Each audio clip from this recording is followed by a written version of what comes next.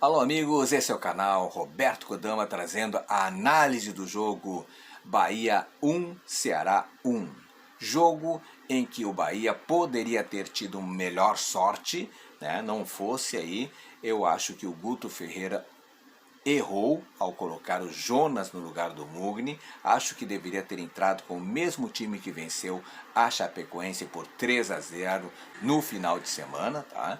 Só que o Guto Ferreira resolveu preservar aí o sistema defensivo colocando o Jonas. Só que ele viu que errou, depois no intervalo já tirou o Jonas e colocou o Lucas Araújo e na sequência, né, menos de 30 minutos depois, ele tirou o Lucas Araújo e colocou um outro jogador aí, vendo que fez bobagem. Então, esse foi o resumo do jogo. O Bahia poderia ter tido uma melhor sorte, eu acho que faltou ousadia para o Guto Ferreira.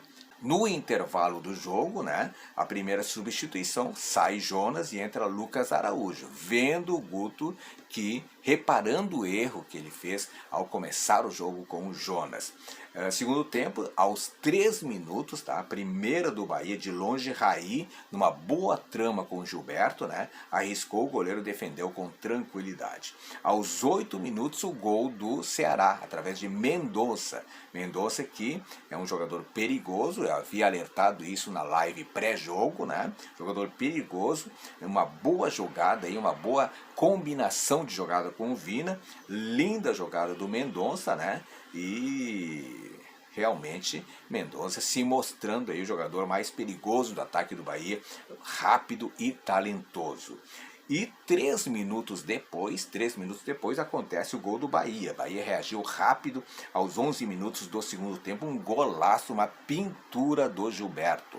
Tá? Chute de fora da área, uma pancada no ângulo, indefensável para o goleiro João Ricardo, tornando assim o Gilberto o goleador absoluto do Campeonato Brasileiro, superando aí Yuri Alberto do Internacional e também o Hulk do Atlético Mineiro, agora com 12 gols anotados. Centroavante que vai fazer falta no Bahia em 2022, porque ele mesmo já declarou não vai jogar no Bahia na próxima temporada. É o maior artilheiro da Fonte Nova, inclusive superando o grande e talentosíssimo jogador chamado Bobô, que foi um dos grandes responsáveis aí pela conquista do 2º Campeonato Brasileiro em 1989 pelo Bahia. Aos 14 minutos tem um lance simbólico, um lance que define a partida praticamente. Raí perde o gol mais feito dos últimos tempos que eu tenho visto, tá? Sozinho com o goleiro, um grande passe do Patrick, aliás, Patrick de Lucas jogou bem de novo, né? Deu na medida pro Raí e disse, faz! E o Raí fechou os olhos, chutou de qualquer jeito, chutou no corpo do goleiro, perdendo o gol mais feito. Poderia ter mudado a história do Bahia, poderia ter colocado o Bahia aí com a mesma pontuação do São Paulo. Só que o Raí, né, não teve a categoria necessária para fazer o gol.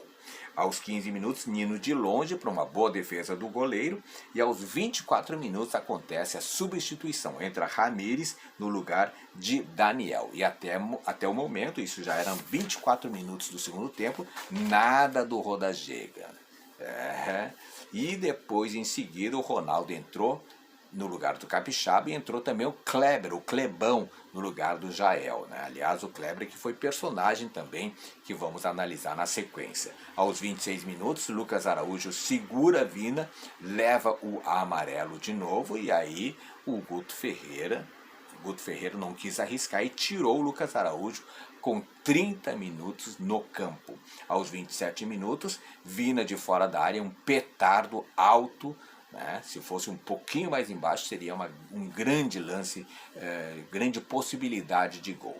E aí entrou o Rodallega no lugar do Gilberto e entrou o Edson no lugar do Lucas Araújo, que já estava amarelado. O Lucas Araújo conseguiu ficar 30 minutos em campo, coisa que não acontece a toda hora no futebol. Aos 32 minutos, o Ceará começou a se assanhar no jogo, criando algumas possibilidades, tirou o Rick para botar o Eric. E em seguidinho o Kleber, né, de virada, obriga aí o Danilo Fernandes a fazer uma grande defesa.